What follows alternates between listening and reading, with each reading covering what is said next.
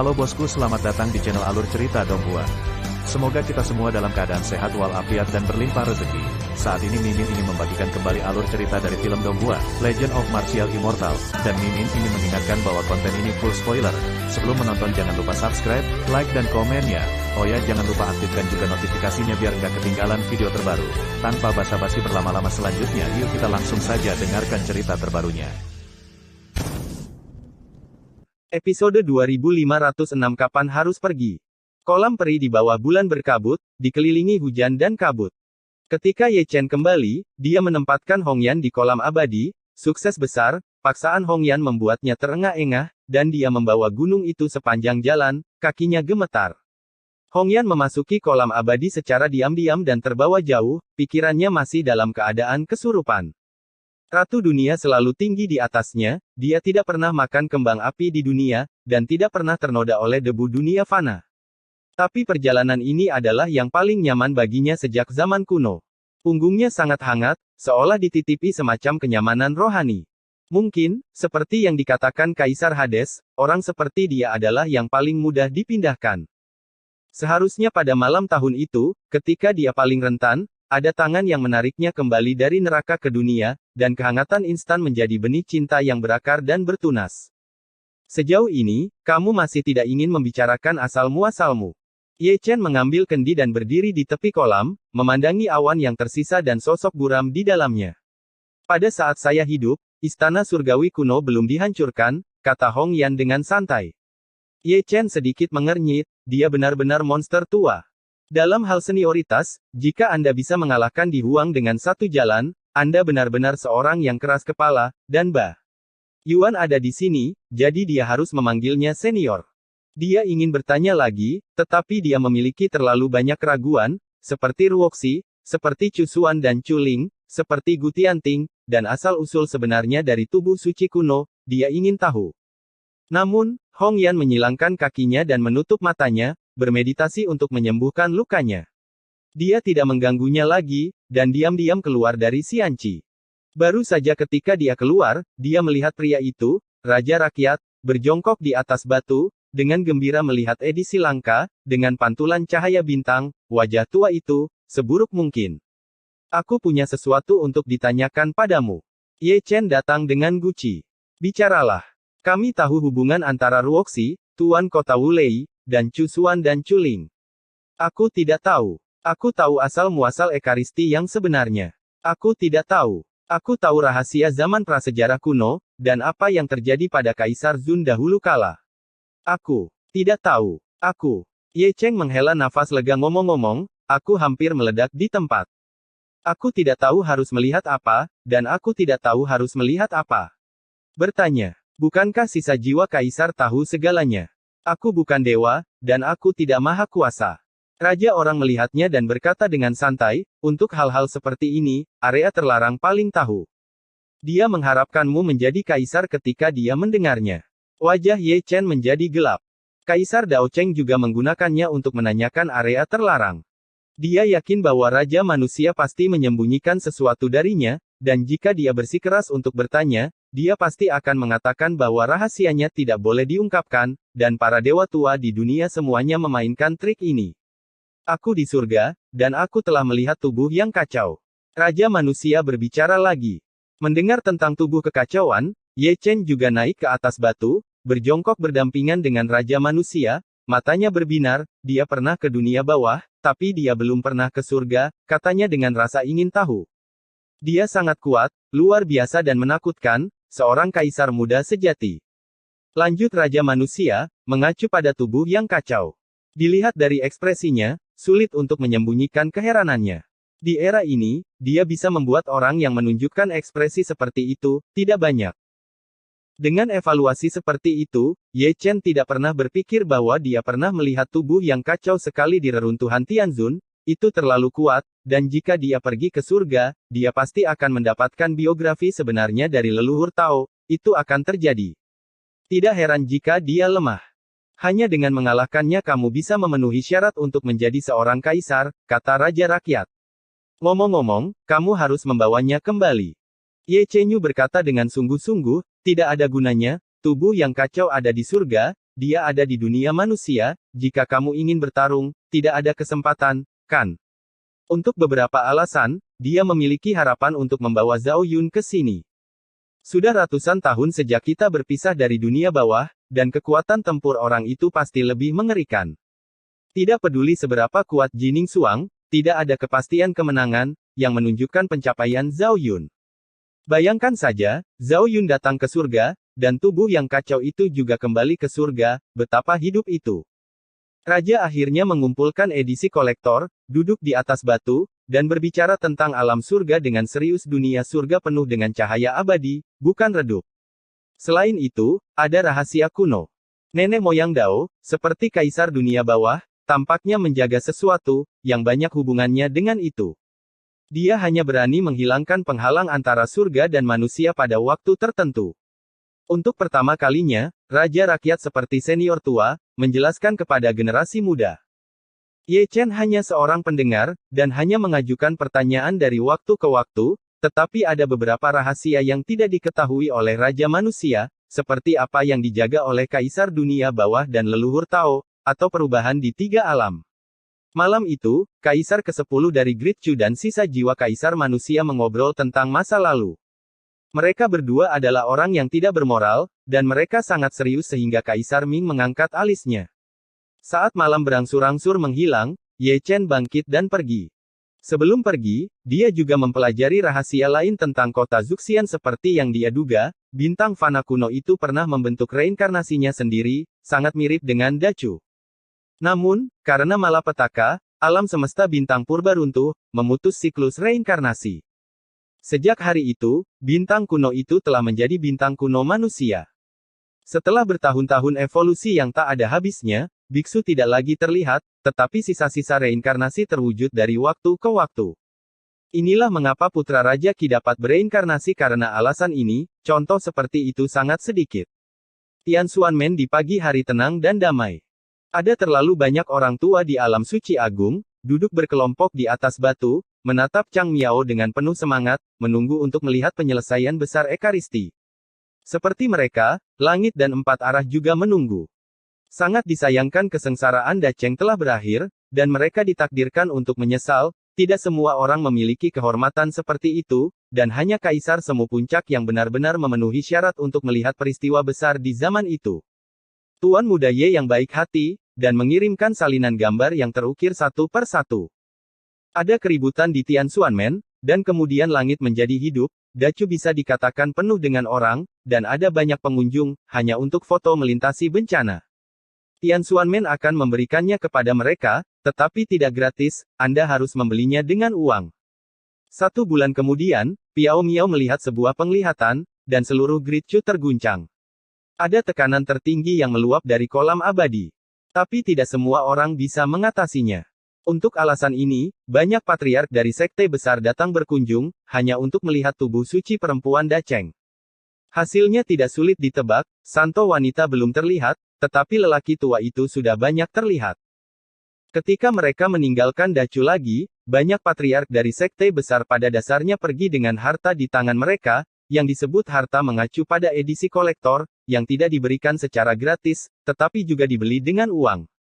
Saat itu malam, dan puncak Yunfei sepi. Semua gadis sudah tidur nyenyak, pintu setiap kamar kerja ditutup rapat, dan ada lonceng untuk menjaga dari pencurian, bukan untuk menjaga dari pencuri, tapi untuk menjaga dari tua atau muda tertentu, tapi akan memalukan jika pakaian mereka dibawa pergi. Sialan. Di bawah bulan, Ye Chenru seperti pencuri, berkeliaran di luar pintu, mengetuk jendela di sebelah satu sama lain. Mungkin beberapa menantu perempuan tahu dan membiarkannya masuk untuk berbicara tentang cita-cita. Sayangnya, tidak satu pun dari mereka ada di sana, dan mereka bahkan tidak membuka pintu saat mengetuk. Kaisar Dacu, sangat emosional. Kata-kata Qingling terdengar, dan sosok cantik muncul, bermandikan cahaya bulan yang cerah, seperti mimpi, dan jika Anda melihat lebih dekat, bukankah itu tubuh suci wanita? Pengasingan berkabut. Ye Chen terbatuk, dan untuk menyembunyikan rasa malunya, dia mengeluarkan kendi dan datang perlahan. Hongyan sudah duduk, itu masih pohon tua yang sama, mengambil pisau pahat, dan mengukir dengan setiap pukulan. Dia menghabiskan 20 tahun di gunung ini ketika dia diremajakan. Kembalilah sekarang, suasananya tidak sama, tiba-tiba teringat, tertawa tak terelakkan. Kapan kamu pergi? Ye Chen juga duduk dan bertanya sambil tersenyum.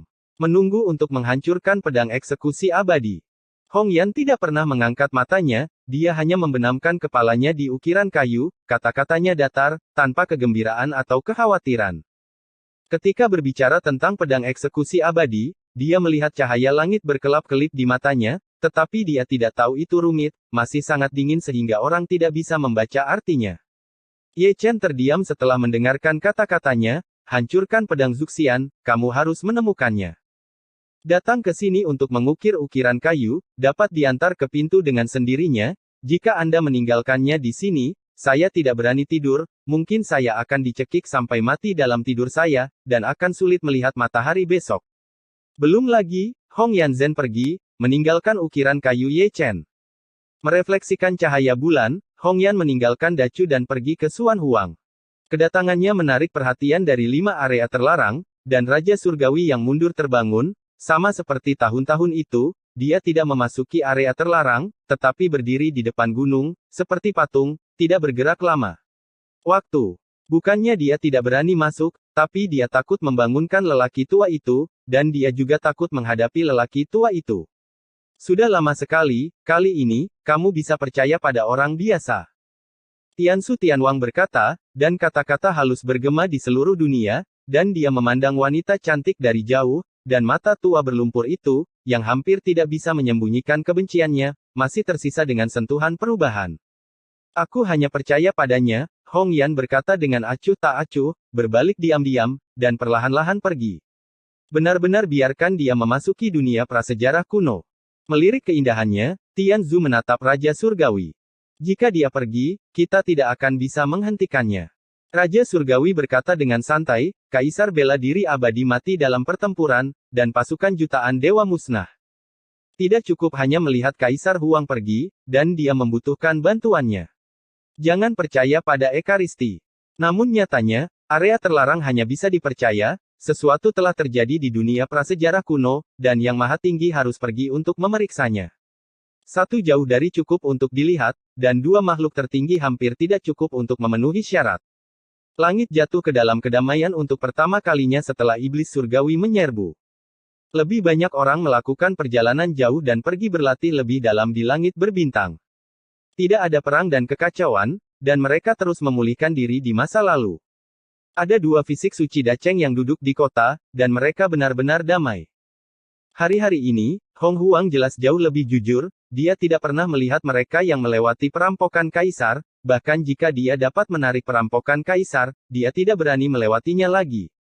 9 hari kemudian, terdengar suara gemuruh, memecah ketenangan langit berbintang.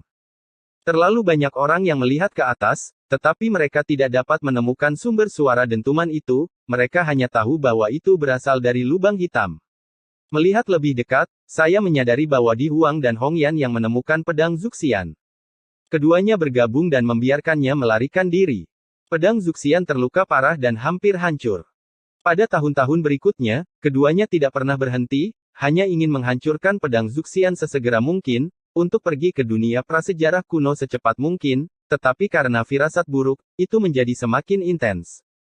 Yang membuat orang merasa sangat tertekan. Saya telah menemukan Zhu Xianjian beberapa kali, tetapi setiap kali saya kembali kecewa. Itu benar-benar dapat bersembunyi dan melarikan diri, 2 Dacheng Sein fisik mengejar dan membunuh, dan 2 kaisar puncak menatap mereka barisan semacam ini tertegun karena terus-menerus menyelinap pergi, dan tidak dapat menangkapnya. Jauh di dalam lubang hitam, Hong Yan tiba-tiba berhenti dan tidak bergerak.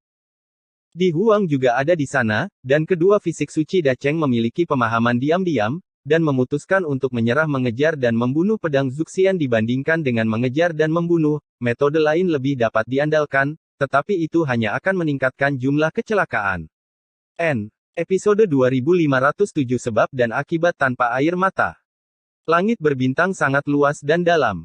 Ruang terdistorsi, dan awan serta kabut mengelilinginya.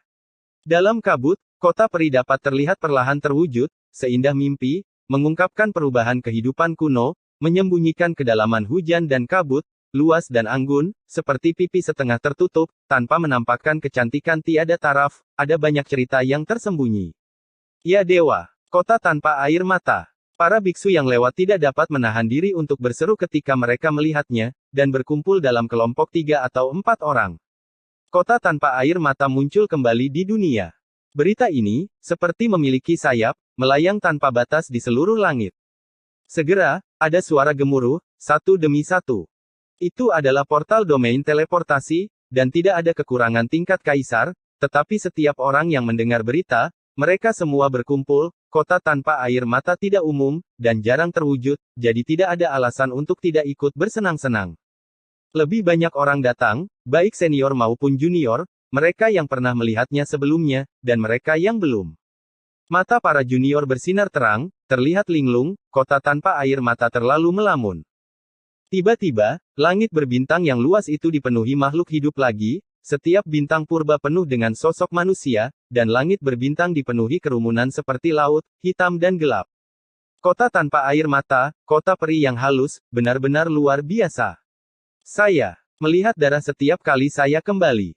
Saya tidak tahu berapa banyak orang yang tewas di jembatan Naihe kali ini. Tidak ada air mata, kejam. Saya selalu mendengar legenda tanpa air mata. Sejak zaman kuno, saya telah melihat darah dan air mata di jembatan Naihe, seperti Ye Chen, tubuh suci, dan jenderal kelima. Apalagi penyesalan abadi. Ye Chen juga datang, dengan Chu Xuan dan yang lainnya di sampingnya, menonton dari kejauhan. Ibu, apa kota tanpa air mata? Yang Lan memandang ke samping ke arah Chu Xuan. Itu adalah negeri dongeng, semuanya wanita, tanpa air mata dan tanpa hati. Chu Xuan tersenyum lembut, dengan ekspresi nostalgia dan kesurupan. Mantan dewi tanpa air mata memiliki hak paling besar untuk berbicara dan tahu apa arti waters dan hairlessness. Saat itu, jika Ye Chen tidak menyeberangi jembatan Naihe, dia akan melakukannya mungkin masih berada di City of Noters, sebagian besar dari mereka masih melakukan orang yang tidak menangis dan tidak berperasaan itu. Orang-orang di dalam semua memiliki ekspresi yang sama, seperti boneka. Ye Ling juga ada di sana, dan dia tidak lupa menendang Tang San Xiao saat dia berbicara. Jika bukan karena pria ini di masa lalu, dia tidak akan melakukannya. Telah terperangkap di dalamnya dan hidup selama 100 tahun, hampir jatuh sakit. Jika kamu membuat masalah lagi, aku akan mengirimmu masuk. Chu Ling melotot. Ayah, ibu galak padaku. Ye Ling meraih lengan Ye Chen dengan keluhan di wajahnya. Anakku, nakal itu normal, kata Ye Chen penuh arti. Biarkan kamu menjadi normal. Chu Ling menghadiahi Ye Chen dengan tendangan, percikan mekar di matanya yang indah. Apakah itu nakal? Itu tidak bermoral. Putri siapa yang Anda lihat, perampokan setiap 3 hari, penculikan sesekali, putri Anda mewarisi mantel Anda. Ye Chen terbatuk, melirik Ye Fan, dan ingin mengubah Ye Fan dan Ye Ling. Faner, ayolah, jauhi dia. Nanming Yusu mengulurkan tangannya dan membawa Ye Fan ke sisinya. Hanya aneh bahwa mata Ye Chen tidak normal. Sepertinya dia masih ingin memberikan mantelnya kepada Nak. Jika Anda menyebarkannya, seluruh dunia akan berada dalam kekacauan. Ketika semua orang terhibur, lebih banyak alam terwujud, dan bakat dari Xuan Huang datang satu demi satu, dan yang paling menarik perhatian adalah Kaisar Kera Kecil dan Kui Niu, dan Long Jie juga ada di antara mereka, dengan hidung memar dan wajah bengkak. Dalam adegan sebesar itu, putra Kaisar Surga secara alami akan berkumpul bersama ketika mereka kembali. Para tetua juga banyak yang datang, leluhur yang mundur, semua datang untuk ikut bersenang-senang. Bersenandung. Di bawah perhatian semua orang, seberkas cahaya menyebar dari kota, diwarnai dengan awan peri yang indah. Itu adalah jembatan Naihe, masih sangat berwarna, terjalin dengan tanaman merambat, dan mekar dengan kata-kata merah cerah. Itu benar-benar jembatan peri, tapi itu mengerikan, tapi dunia tahu. Dewa kita memiliki tubuh suci Dacheng, 2 patung, biarkan mereka pergi. Sebelum seseorang berjalan ke jembatan Naihe, mereka mendengar kutukan yang keras, dan mereka tidak tahu siapa itu, mereka hanya tahu bahwa kutukan itu keras, dan kerumunan itu berlarian untuk membingungkan pihak lain. Nyatanya, siapapun yang memiliki sedikit pandangan jauh ke depan tahu bahwa yang dimarahi adalah Kaisar Kera Kecil. Aku telah menyinggung tubuh suci Dacheng keluarga kita, kamu terlihat baik. Bakat Dacu merespons satu demi satu, dan ada banyak omelan. Kamu tidak berlinang air mata dan tidak berperasaan. Kota tanpa air mata tidak menanggapi ini, dan kesunyian hanya mewakili satu kalimat, jika Anda ingin membawa seseorang pergi dari kota tanpa air mata, Anda harus menyeberangi jembatan Naihe, dan tidak ada gunanya campur tangan siapapun. Tetapi orang-orang di dunia tidak berpikir demikian, dan mereka semakin memarahi dengan gembira, menunggu dua orang suci agung itu menampakkan diri. Apakah dia tanpa air mata atau kejam? Mari kita bicarakan dulu. Setelah pekerjaan selesai, mereka yang belum menikah dengan menantu perempuan dapat pergi mencari menantu perempuan. Namun, Notters City sangat berubah-ubah, ancaman tidak berguna bagi mereka. Di tengah suara kutukan, akhirnya saya melihat seseorang berdiri di ujung jembatan. Itu adalah seorang lelaki tua dengan rambut beruban. Waktunya hampir habis dan umurnya akan segera berakhir. Dengan mata tuanya yang keruh, dia hanya bisa lihat kota tanpa air mata di ujung jembatan. Melihat awan berkabut, saya melihat sosok cantik dari belakang. Dia adalah orang pertama yang menginjak jembatan Naihe, dan dia ingin bertarung untuk terakhir kalinya sebelum meninggal, ingin membawa pulang kekasihnya, dan untuk alasan ini, dia siap untuk mati. Basis kultivasinya tidak lemah, dan dia dikatakan sebagai puncak dari Sage Agung. Namun, Naihe Kiao tidak peduli dengan kultivasinya. Dia tidak bisa berjalan lebih dari 9 langkah sebelum jatuh. Setelah jatuh, saya tidak pernah bangun lagi, penuh air mata, tersedak, dan berubah menjadi abu terbang, sampai saya mati. Saya tidak pernah melihat kekasih saya lagi, meninggalkan kesedihan seumur hidup, menghilang dalam asap. Mengapa? Orang-orang menghela nafas dan menggelengkan kepala tanpa daya, tetapi kutukan itu bahkan lebih keras. Mereka jelas tanpa ampun, tetapi mereka kejam. Kota peri di dunia terlalu berdarah dingin, dan itu telah membangkitkan kemarahan manusia dan dewa. Mengapa? Ye Chen juga menghela nafas, mengambil kendi, dan menuangkan anggur untuk memberi penghormatan kepada lelaki tua itu. Apa yang kamu katakan adalah apa yang kamu katakan. Teriakan itu terdengar lagi, dan orang kedua melangkah ke jembatan Naihe. Dia adalah pria yang menjulang tinggi dengan mata tajam, lengan telanjang, dan tubuh yang sangat kuat yang dapat dilihat terkoyak oleh petir. Ledakan, ledakan, ledakan. Langkahnya sangat berat, setiap telapak kakinya menyentuh tanah, jembatan Naihe meledak, sorot matanya sekeras besi, dan dia langsung pergi ke sisi lain jembatan dengan tekad untuk mati. Sangat disesalkan. Dia juga gagal menentang langit, tubuhnya hancur menjadi kabut darah, yang menambahkan sentuhan darah pada bunga-bunga anggun, dan jiwa kelahirannya juga berubah menjadi sebongkah abu terbang. Setiap saat, akan ada desahan, dan teriakan akan berkumpul menjadi gelombang pasang, membanjiri kota tanpa air mata. Kota peri berkabut masih tidak memiliki tanggapan, benar-benar kejam. Setelah lelaki agung itu, orang-orang naik ke jembatan satu demi satu, ada orang tua, orang parubaya, dan orang muda, dengan darah dan air mata, suara tersedak tidak pernah berhenti. Engah, engah, engah. Itu adalah jembatan peri yang indah, tetapi juga kuburan.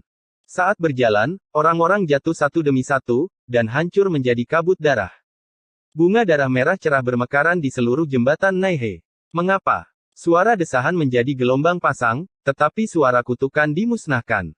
Ye Chen terdiam, memegang tangan Guci dengan sedikit kekuatan, melihat makhluk hidup sekarat satu demi satu, apa yang tidak bisa disembunyikan di hatinya adalah kebencian.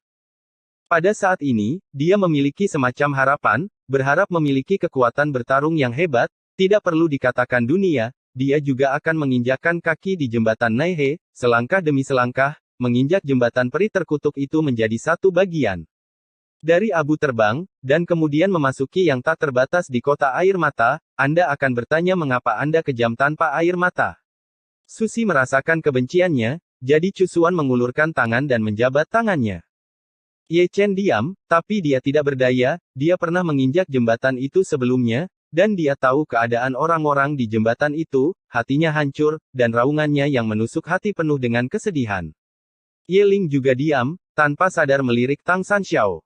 Di masa lalu, pria kecil hitam gemuk ini juga pernah menyeberangi jembatan Naihe, dia sangat sederhana dan berkulit gelap, dan dia tidak takut, tahun itu, dia pasti telah memeluk kematian.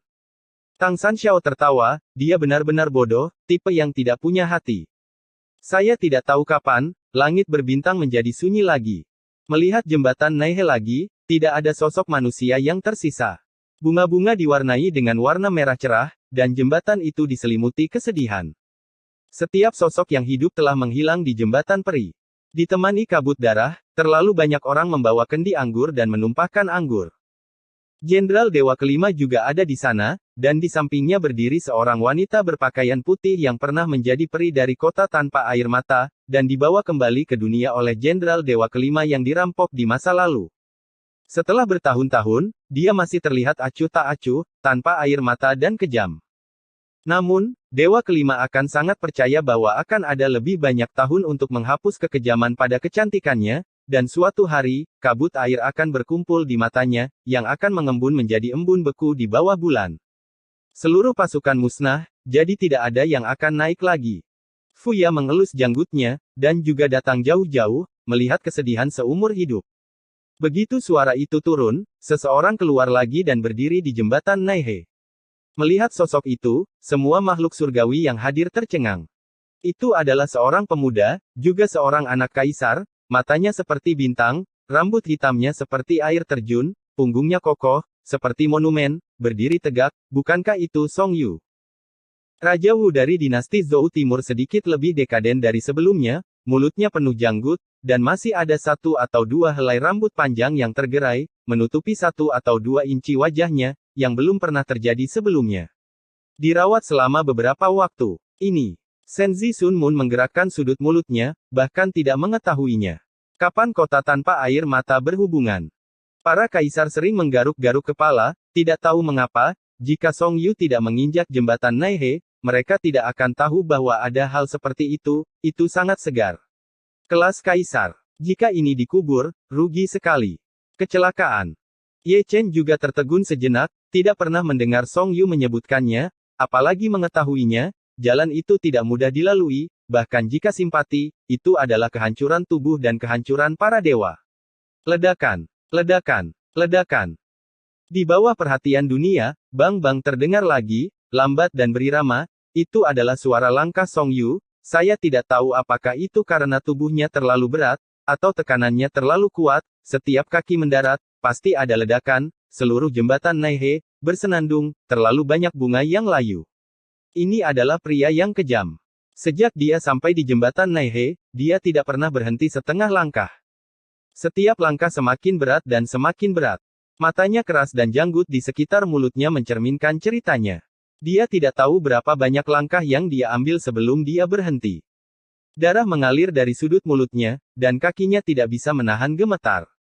Itu karena paksaan yang terlalu kuat. Sepertinya tidak ada apa-apa, tapi itu seberat gunung. Saya tidak tahu berapa banyak orang yang menahan nafas, karena takut Raja Wu dari dinasti Zhou Timur akan jatuh. Gambar berdarah yang dibayangkan tidak muncul.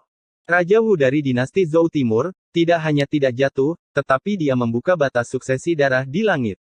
Ya, itu adalah keadaan keabadian. Dia yang berdarah bahkan lebih jahat, dan darah meluap dari sudut mulutnya berubah menjadi hitam, matanya seperti 2 lubang hitam. Ya, batas penerus darah ini benar-benar menjadi konfigurasi standar untuk menginjak jembatan Naihe. Ye Chen seperti ini di masa lalu, Jenderal Kelima seperti ini, dan Raja Wu dari dinasti Zhou Timur seperti ini.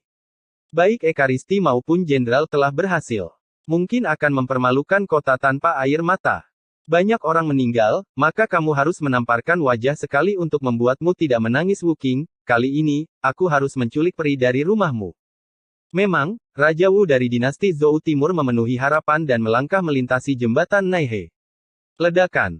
Ketika langkah terakhir jatuh, seluruh langit berbintang bergoyang, dan Song Yu di ujung jembatan bahkan lebih menyilaukan seperti bintang, saya tidak tahu apakah itu kekuatan atau cahaya.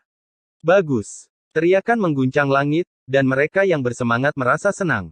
Bersenandung. Di tengah tepuk tangan, gerbang kota Wulei terbuka, dan sesosok cantik berjalan keluar perlahan bunga abadi Longmu seperti mimpi, tapi wajah tak tertandingi itu penuh dengan kekejaman. Ini. Ye Chen terkejut saat melihatnya. Episode 2508 gelombang yang luar biasa. Ayah, apakah kamu mengenalinya? Ye Ling mengangkat kepalanya. Ye Chen tersenyum, menganggapnya sebagai default, bukankah itu peri tanpa air mata? Bertahun-tahun yang lalu, untuk menemukan reinkarnasi Chu Xuan dan Chu Ling, dia menemukan Nian Qi di Simo, dan yang dia temui bukanlah kekasihnya, tetapi peri tanpa air mata, yang hampir mati tercekik ketika dia tidak setuju satu sama lain. Dia hadir, tetapi gagal menghentikannya, dan Kaisar Zun tua yang menghentikannya. Jika bukan karena itu, sejak saat itu, tidak akan ada peri tanpa air mata di dunia. Bertahun-tahun kemudian, dia ditekan di Gunung Wuzi, dan peri Wulei bahkan mengunjunginya. Fakta bahwa Chu Xuan adalah Dewi Wulei diceritakan olehnya. Itu adalah cerita lama. Siapa yang mengira bahwa Raja Wu dari dinasti Zhou Timur akan memiliki hubungan sebab akibat dengannya, jadi dia tidak ragu untuk menyeberangi jembatan Naihe dengan berani, bahkan melanggar batas warisan darah di langit. Menjadi cerita yang bagus. Dia mengenalinya, dan Chu Xuan mengenalinya sendiri, dia mengenali semua orang di kota Wulei, dan lebih dari itu, peri Wulei saat ini harus menjadi Dewi kota Wulei, sama seperti dia dulu. Masih di bawah sorotan semua orang, Song Yu memegang tangan peri Wulei sambil tersenyum lembut. Di sisi lain, peri Wulei, dengan ekspresi acuh tak acuh, tidak senang atau khawatir, juga tanpa air mata dan kejam. Jika Anda melihat dengan hati-hati, Anda dapat melihat jejak emosi manusia yang terpancar melalui matanya yang indah. Manusia bukanlah rumput dan pohon, jadi bagaimana mereka bisa tidak berterima kasih? Melihat kematian Naihe Kiao terlalu banyak, yang kejam akan menjadi penuh kasih sayang. Ini sangat romantis. Dewi perlombaan roh bergumam pelan, matanya yang indah terpesona.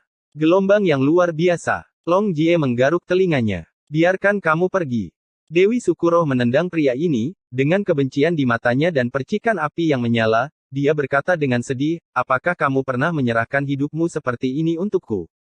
Long Jie jujur, berpikir. Jika Anda mulai tangan Anda, itu disebut keamanan. Melihatnya, itu cinta sejati. Kaisar kera kecil menggaruk rambut monyet, mengabaikan Long Jie, dan hanya memandang Zhou Wuwang Timur dan peri Wulei, berjalan beriringan, mereka benar-benar cocok satu sama lain. Ada tubuh suci di depan, dan jenderal di belakang. Sekarang dia adalah Raja Wu. Dia berani menggoda peri di kota tanpa air mata.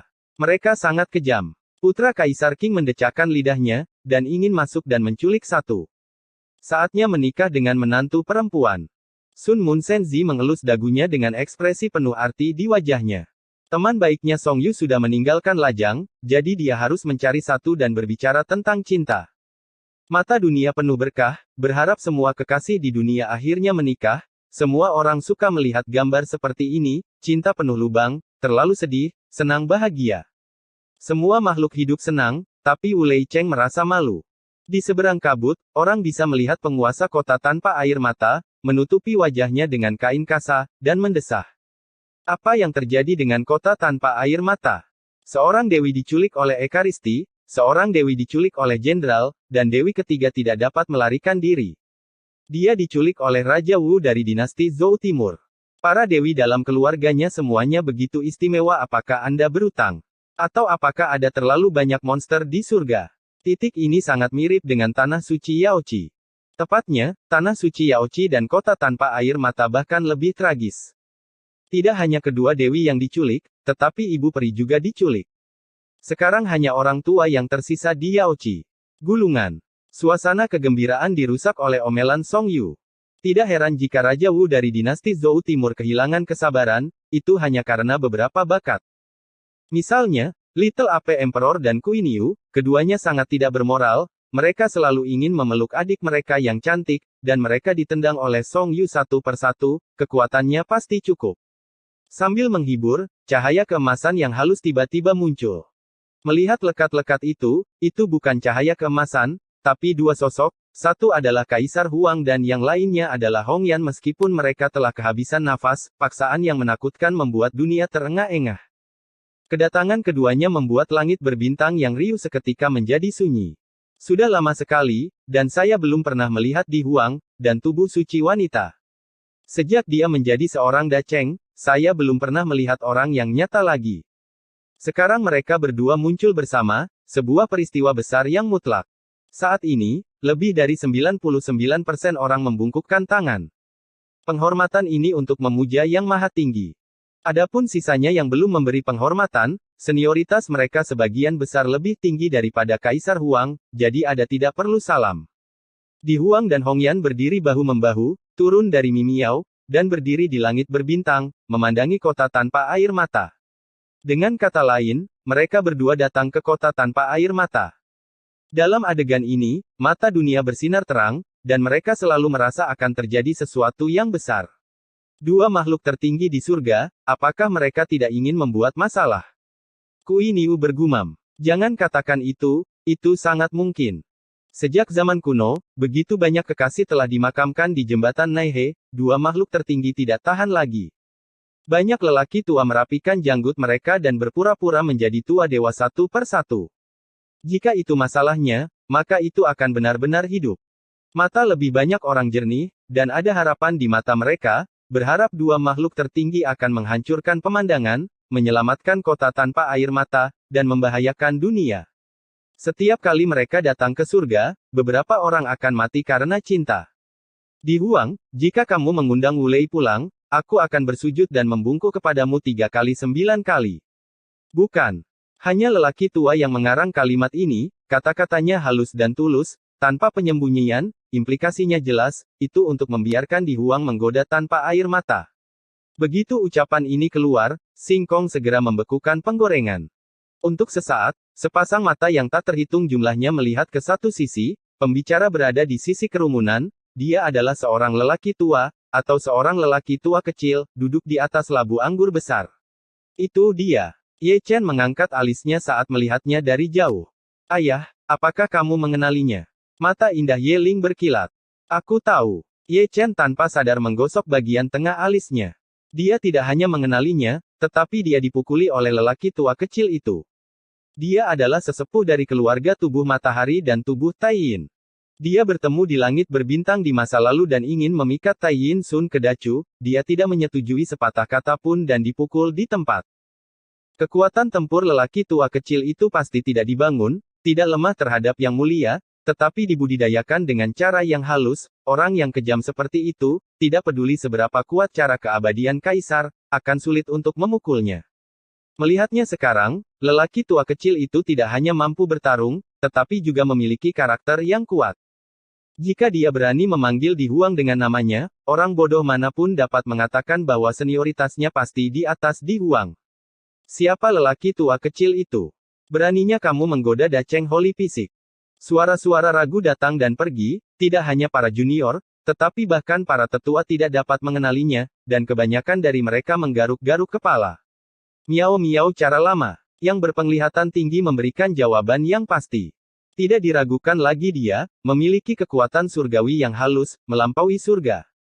Banyak orang yang kagum, menghela nafas dan memutar lidah. Jika Anda berbicara tentang senioritas, Anda adalah anggota dari Tuan dan Paman Di Huang. Tidak heran Anda berani memanggil Di Huang dengan namanya. Langit berbintang menjadi berisik lagi, terutama karena lelaki tua kecil itu, ada banyak suara emosional, orang-orang tak berdosa adalah harimau yang berjongkok, naga tersembunyi, orang-orang kejam yang kejam muncul satu demi satu, orang benar-benar tidak bisa dinilai dari penampilan mereka. Di Huang menggelengkan kepalanya dan tersenyum. Dia menganggap dirinya orang tua berkabut, memang senioritasnya lebih tinggi darinya. Menculik Wulei, orang tua itu akan bersujud padamu. Pendeta Tao tua yang berkabut mencubit janggutnya, masih tidak melupakan niat aslinya dan berkata, selalu membodohi Kaisar Huang, untuk menggoda penguasa kota Wulei. Karena alasan ini, ada gadis lain yang menatapnya dengan pandangan benci.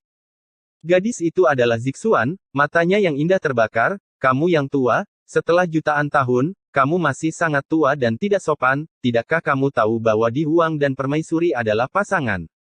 Cara lama yang berkabut belum pernah mendengarnya, dan sepasang mata tua bersinar. Bukan hanya dia, semua orang yang hadir, tidak peduli pria, wanita atau tua atau muda, semuanya memiliki mata yang cerah. Jika tubuh suci Dacheng ingin digoda, tidak ada alasan mengapa mereka tidak akan berhasil, mereka benar-benar ambisius. Brengsek, cepat main mata. Ye Ling mengikutinya, mengangkat tinjunya yang kecil, jangan sampai dunia tidak kacau. Pria kecil hitam gemuk itu juga bersemangat, berlarian, yang hitam masih sangat menyentuh. Itu bisa dilakukan. Ye Chen menggosok dagunya, dia menculik Cusuan, jika Di Huang diculik tanpa air mata, maka garis keturunan Huang Gusein fisik akan menjadi populer, dan mungkin mereka bisa menjadi kerabat. Tidak serius. Cusuan mengulurkan tangannya dan mencubit Ye Chen dengan keras. Ketika saya pergi menemui Kaisar Huang, saya tidak bergerak sama sekali, dan saya tidak memperhatikan orang tua Misty. Saya tahu orang itu buang air kecil. Di zaman kuno, saya sering menemukan dia dan Yue Sang untuk bersenang-senang. Ya, temperamennya yang pasti telah mencapai puncaknya. Di sisi lain, Hongyan melirik Tao tua berkabut dan berduka untuknya dalam diam. Benar saja, Wu Lei mengamuk lagi, dan menamparkan Taois tua Misty dengan tamparan. Gudong. Semua orang di dunia menelan ludah mereka, dan orang suci, yang tidak lemah dalam pertempuran, dengan mudah diayunkan oleh Wu Lei seberapa kuat tuan kota Wu Lei, dan dia juga makhluk tertinggi. Ye Chen juga kaget, dia tahu bahwa penguasa kota Wu Lei kuat, tapi dia tidak tahu seberapa kuat dia. Kamu juga berbakat. Kaisar dunia bawah juga menonton, dan mengacungkan jempol kepada lelaki tua kecil yang terbang keluar. Dia tidak tahu identitas Wu Lei, jadi dia aman dan sehat. Tidak menyombongkan diri, apalagi di Huang, meskipun Kaisar Xuanyuan ada di sini, dia tidak akan berani membuat keributan di kota tanpa air mata, tetapi kamu sangat baik, kamu berani menggodanya, biarkan Di Huang menggoda, kamu bertanya padanya apakah dia berani. Jelas, Di Huang tidak berani bergandengan tangan dengan Hongyan, dan dua patung tubuh suci Dacheng telah tertahan di depan kota sampai sekarang, dan mereka belum masuk. Jika Anda berbicara dan memaksa jalan, akibatnya akan serius. Ini agak menakutkan. Para kaisar menghela nafas, sudah melihat petunjuknya. Apa asal-usul kota tanpa air mata? Yang mulia melihat ke samping ke arah Raja Rakyat. Rahasia surga tidak boleh dibocorkan. Raja manusia menarik napas dalam-dalam, dan kata-katanya memiliki arti yang dalam, dan dia dengan jelas menafsirkan temperamen yang disebut tongkat dewa tua. Setelah kata-kata itu jatuh, dia berbaring, dan seseorang memukulinya dengan getah. Jika Anda tidak mengatakan apa-apa, Anda harus menelepon. Apa asalnya? Ye Chen juga melihat ke samping, menatap Cusuan, Dewi yang dulunya berada di kota tanpa air mata, harus mengetahui rahasianya, keberadaan seperti apa, sehingga Kaisar Huang tidak berani membuat kesalahan. Aku tidak tahu. Cusuan dengan ringan menggelengkan kepalanya, dan Sang Dewi bukanlah orang yang tahu segalanya. Bersenandung. Saat berbicara, tiba-tiba terdengar dengungan, dan gerbang kota Wu Lei terbuka lebar. Segera, saya melihat kemegahan, dan melalui halus, saya sepertinya bisa melihat pemandangan di kota, dikelilingi oleh hujan dan kabut, cahaya peri yang indah, terbang sembarangan, itu benar-benar kota peri di bumi, Anda bisa melihat peri anggun menari di dalamnya, seperti mimpi ini seperti ilusi. Saat ini, saya tidak tahu berapa banyak orang yang kesurupan, tidak terkecuali Sang Jenderal. Apakah itu surga abadi?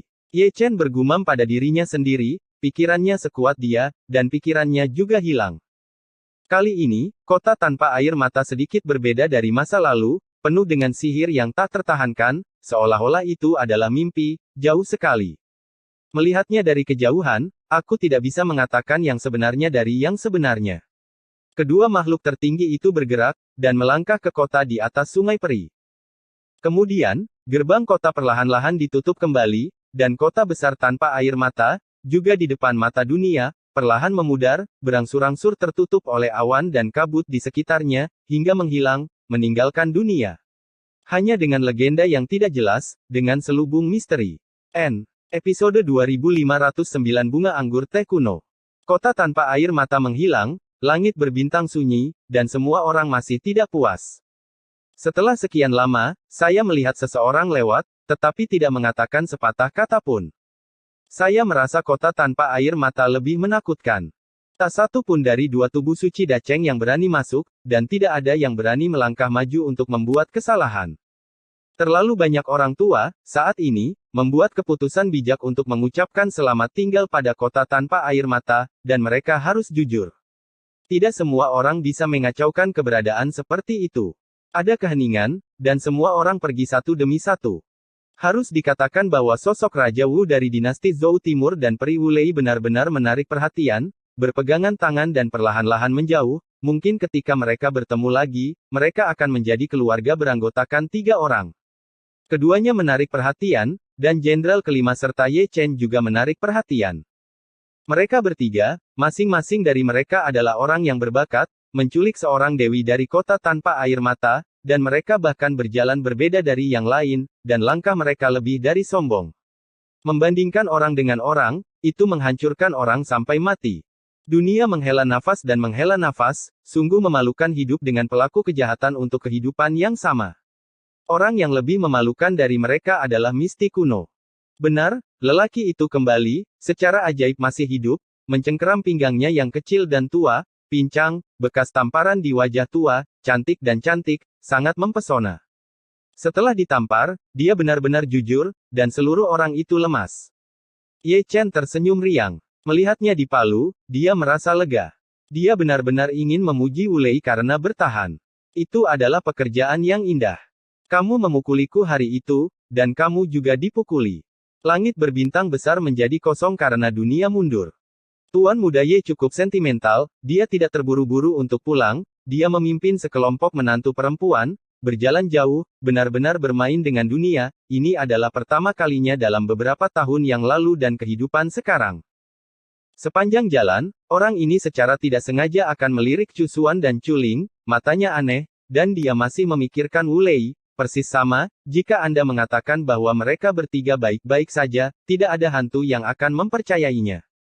Dan Ruoxi, dengan kehormatan yang sama, menambahkan sentuhan misteri. Kota kuno manusia, ramai dengan orang-orang, terus-menerus berteriak, menunjukkan kemakmuran dunia. Semua gadis berganti pakaian biasa, tetapi mereka tidak bisa menyembunyikan kecantikan mereka yang tiada taraf. Bagaimana mungkin manusia bisa melihat orang yang begitu cantik? Bukan hanya satu, tapi sekelompok besar dari mereka. Sepertinya mereka masih suami yang sama. Berbicara tentang suaminya, lebih banyak orang memperhatikan Ye Chen. Mereka memindai ke atas dan ke bawah, dari ujung kepala sampai ujung kaki, dan dari kaki ke kepala. Mereka benar-benar ingin tahu pesona apa yang dimiliki pria ini. Ada begitu banyak kubis bagus yang membuatnya kewalahan. Kalimat ini adalah apa yang ingin dikatakan oleh terlalu banyak orang.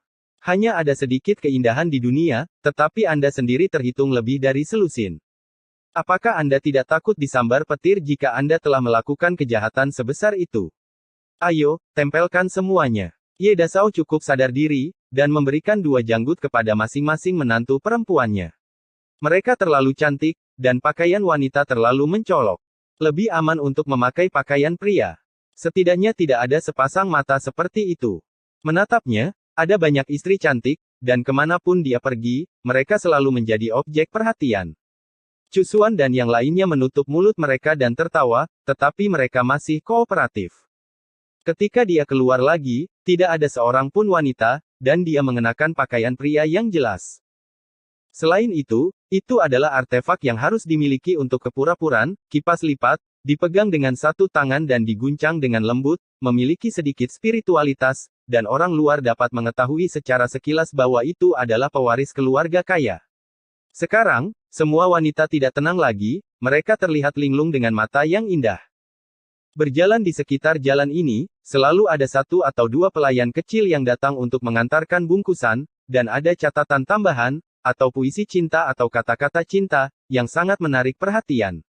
Tutut-tutut. Ye Chen memegang seikat sachet dan melihatnya satu per satu.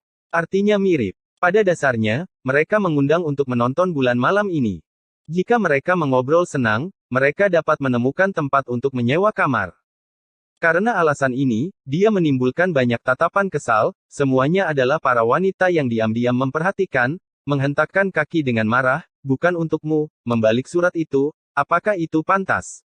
Sesuai. Ini akan menjadi jawaban Ye Chen, terang-terangan menggoda istriku, pergilah ke dewa. Malam tiba dengan tenang. Tuan muda Ye yang cerdas berbelok ke sudut dan membawa para istri ke tempat yang baik. Tempat yang disebut baik mengacu pada King Lou. Chu Xuan dan Ji Ningsuang baik-baik saja, mereka berdua minum anggur bunga dengan pria ini, dan Nanming Yusu juga baik-baik saja. Setelah reinkarnasi, dia dulunya adalah seorang oiran, jenis yang menjual seni tetapi bukan tubuhnya, dia paling akrab dengan tempat itu. Di sisi lain, Chu Ling dan yang lainnya bukanlah mahasiswa baru biasa, jadi mereka benar-benar pergi. Bustar tua masih sangat antusias, dan gadis-gadis cantik juga antusias, tetapi antusiasme ini sebagian besar untuk Chu Xuan dan yang lainnya. Saya hanya bisa menyalahkan mereka. Mereka berpakaian seperti pria, dan mereka semua tampan. Berdiri di antara mereka, mereka cukup tampan. Tuan muda tampan Ye terlihat sangat jelek. Seperti kata pepatah, jika tidak ada perbandingan, tidak ada salahnya. Setelah itu, pria ini keluar dan menemukan kedai teh untuk minum teh, dan dia tidak terlalu peduli. Adapun Cusuan dan yang lainnya, mereka masih minum bunga dan anggur di rumah bordil, dan mereka adalah pencuri. Ayah, di mana ibu-ibunya? Ye Ling datang, memegang seikat manisan Hao di tangannya. Gaun gadis itu agak lucu, dan sangat menarik perhatian. Ye Chen tidak berbicara, dan dengan santai menunjuk ke rumah bordil. Wow! Pria gemuk hitam kecil itu tercengang, masih mewah dan megah. Para istri minum anggur bunga di dalamnya, tapi dia minum teh sendirian, sungguh romantis. Ye Ling terkekeh, aku juga ikut. Bawa aku. Tang Sanxiao sangat ingin mencoba, jadi Ma Liu mengikuti. Ye Chen melambaikan tangannya dan membawanya kembali kepada mereka. Sebagai sesepuh, hari ini dia harus serius dan menjelaskan prinsip-prinsip kehidupan kepada generasi muda. Jangan hanya lari ke rumah bordil jika tidak ada yang harus dilakukan. Bagaimana bisa ada bunga dan anggur teh kuno ini enak, jadi tidak pantas meninggalkanku sendirian di sini. Ye Ling melengkungkan bibirnya, dan Tang Sanxiao juga memiliki ekspresi yang sama. Orang yang paling tidak dapat diandalkan di seluruh 10.000 domain adalah orang di depannya yang mengaku sebagai senior, dia mengatakan satu demi satu dan melakukan banyak hal yang tidak tahu malu. Masih Ye Fan dan Yang Lan yang dicadangkan. Ketika mereka datang ke kedai teh, mereka berdua memegang sebuah buku kuno di tangan mereka. Buku-buku kuno yang dibeli di dunia fana bukanlah hal yang istimewa, tetapi mereka mencatat mitos kuno di dunia fana. Dunia. Ketika mereka mendengar bahwa Cusuan dan yang lainnya berada di Qinglou, satu putra dan satu menantu perempuan tidak dapat tertawa atau menangis, dan seluruh surga tidak akan pernah menemukan orang lain yang mengirim menantu perempuan untuk minum anggur bunga. Ledakan. Tiba-tiba terdengar suara dentuman keras yang membuat para manusia menjadi resah. Terdengar suara petir yang menandakan akan turun hujan. Pemilik warung sudah mengemasi barang-barangnya karena takut kehujanan. Ye Chen mengangkat matanya, menyipitkan matanya sedikit, menatap Misty dengan tenang. Dengan penglihatannya, dia tidak dapat menemukan sumber suara gemuruh tersebut. Itu bukanlah gerakan pertempuran. Suara gemuruh seharusnya berasal dari area yang tidak diketahui. Hal seperti ini terjadi dari waktu ke waktu beberapa hari yang lalu. Bibi Zixuan pernah berkata bahwa sesuatu terjadi di dunia kuno, bisik Ye Ling. Tidak perlu dia memberitahu, Ye Chen juga mengerti, Ye Ling tahu, tidak ada alasan baginya untuk tidak tahu. Ini juga alasan mengapa Kaisar Huang dan Hongyan mencoba yang terbaik untuk mengejar dan membunuh pedang Zuxian. Jika mereka ingin menghancurkan pedang Zuxian secepat mungkin, mereka akan membuka pintu masuk dan pergi ke hutan belantara prasejarah kuno untuk melihatnya. Karena poni yang tidak bisa dijelaskan yang semakin sering terjadi belakangan ini, selalu ada firasat buruk. Bersenandung, bersenandung, bersenandung. Suara dentuman menghilang, dan jalanan cukup sepi, tetapi Chaos Cauldron miliknya berdengung dan bergetar. Lebih tepatnya, karakter Dunjia Tian di atasnya yang bergetar, memancarkan cahaya keemasan di mana-mana. Ye Chen mengerutkan kening, ini adalah pertama kalinya fenomena aneh muncul. Betapapun bijaknya dia, tidak sulit untuk menebak bahwa Dunjia Tianzi pasti terkait dengan bank sebelumnya, atau bahwa ada rahasia kuno antara Dunjia Tianzi dan prasejarah kuno. Dunjia Tianzi. Dari zaman kuno. Ye Chen bertanya pada dirinya sendiri di dalam hatinya, sesuatu terjadi di zaman kuno, dan kata Dunjia menjadi gelisah. Itu jelas sebab dan akibat. Jadi spekulasi seperti itu tidak masuk akal. Teman kecil, Pak Tua akan menutup warungnya. Penjual teh tua itu tersenyum ramah.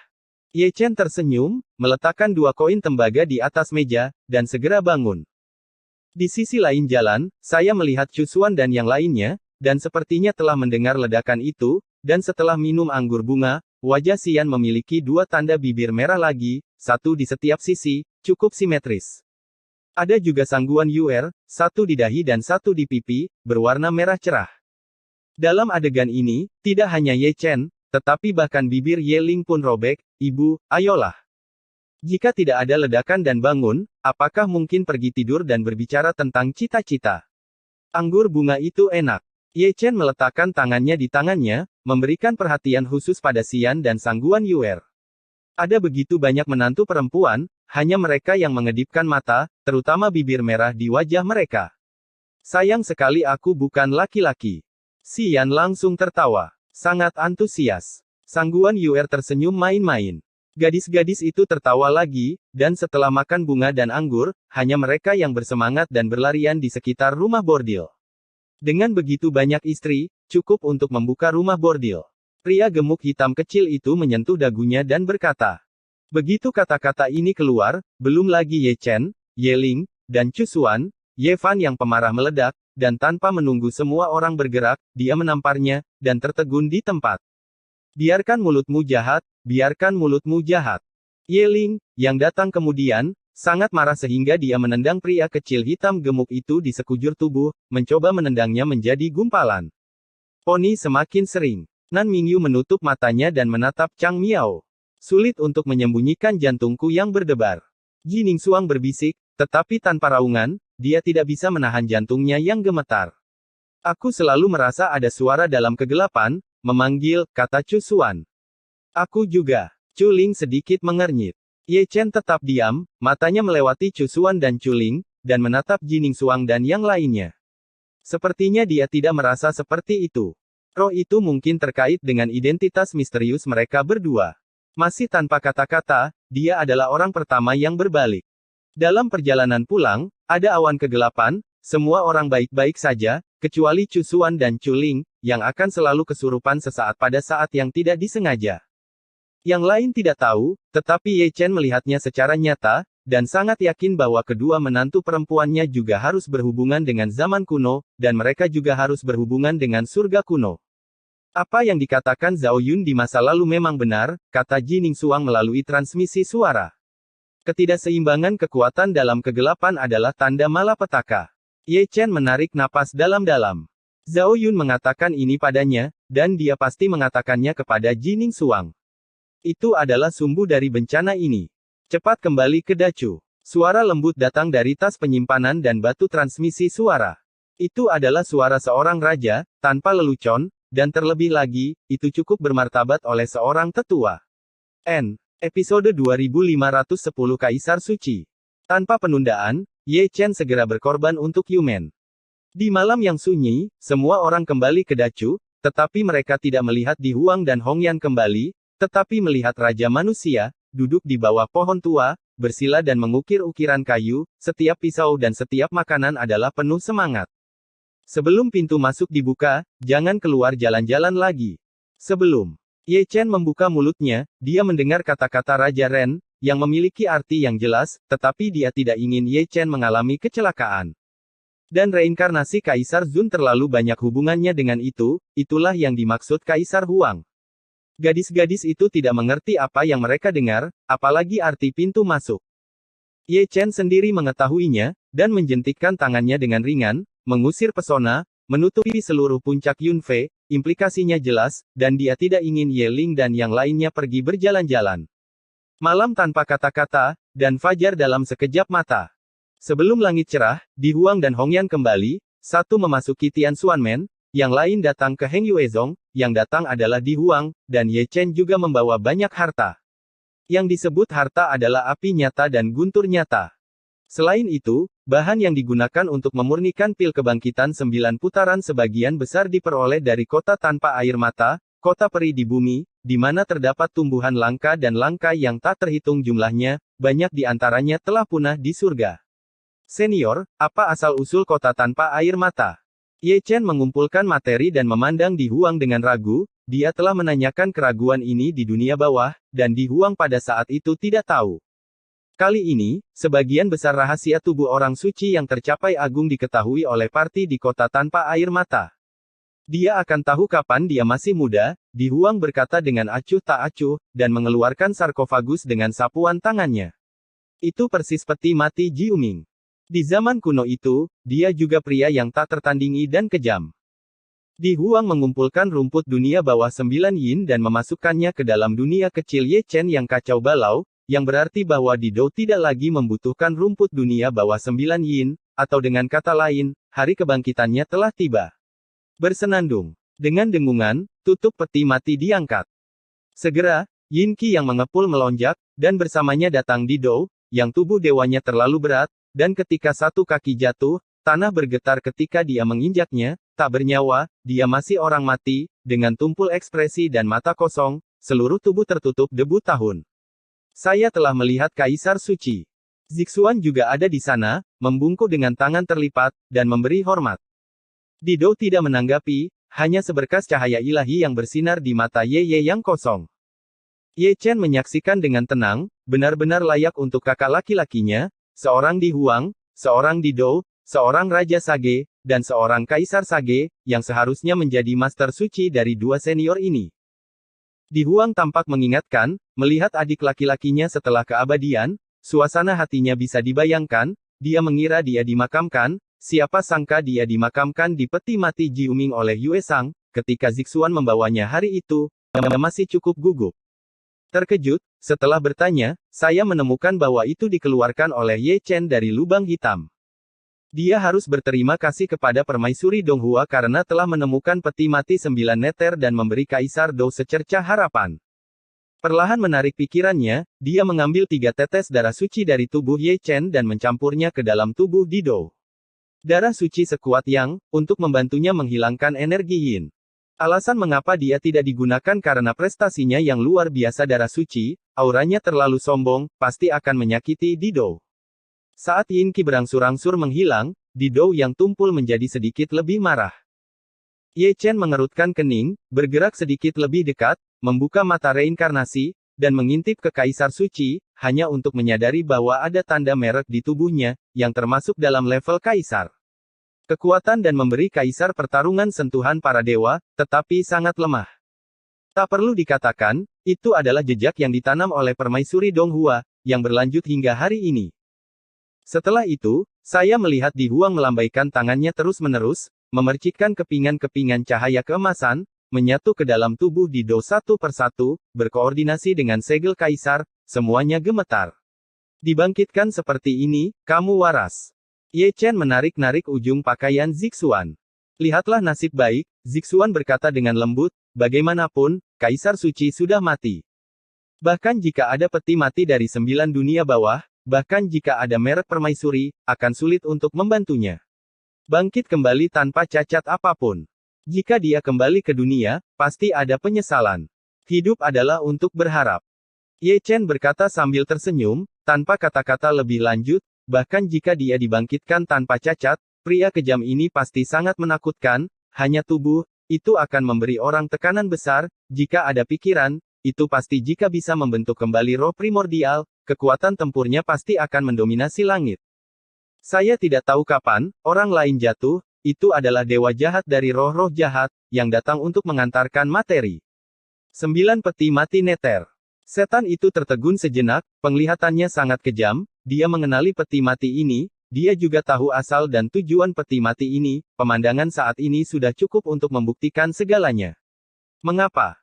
Dia menghela nafas, orang yang akan dibangkitkan oleh Di Huang jauh lebih beruntung daripada Mu Liu Qingnya, dia memiliki peti mati 9 neter untuk mengangkat mayatnya, dan setelah berabad-abad, dia akan dapat kembali ke dunia setelah arwahnya terbangun. Mungkin, kamu juga bisa menempatkan keluargamu di sana selama beberapa tahun, kata Ye Chen. Tidak ada gunanya menggunakan merek Kaisar untuk membantu, dan tidak ada gunanya memiliki 9 peti mati neter. Setan itu menggelengkan kepalanya dengan ringan, dan menyerahkan bahan pil kebangkitan kepada Ye Chen, serta api ungu. Ye Chen tidak sopan, menghitungnya dengan hati-hati, masih banyak bahan yang hilang. Dia telah meneliti bahwa ada beberapa bahan yang dapat diganti dengan bahan lain, tetapi kekuatan obat dari pil kebangkitan 9 putaran pasti akan melemah, kecuali jika benar-benar diperlukan, metode ini tidak akan digunakan, dan iblis akan jangan biarkan untuk memurnikan pil yang menghidupkan kembali jiwa, gunakan bahan terbaik. Ledakan. Tiba-tiba, ada ledakan lain, belum lagi Siemo dan Zixuan, bahkan Di Huang sedikit mengernyit, mengetahui lebih banyak rahasia, mengetahui dari mana datangnya kecelakaan itu, dan juga memiliki firasat buruk. Itu sebabnya dia sangat ingin menghidupkan kembali Kaisar Dou, dan setelah semua pengaturan dibuat, dia bisa pergi ke dunia prasejarah kuno secepat mungkin. Adapun pedang eksorsisme, dia dan Hongyan telah lama memiliki pemahaman diam-diam. Hanya ketika malam tiba, Di Huang berhenti.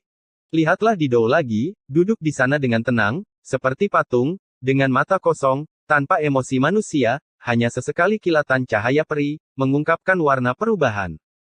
Seperti yang dikatakan Zixuan, memang benar dia telah dibangkitkan, tetapi dia memiliki kekurangan, kewarasannya tidak lengkap, dan dia membutuhkan lebih banyak tahun untuk memelihara jiwanya.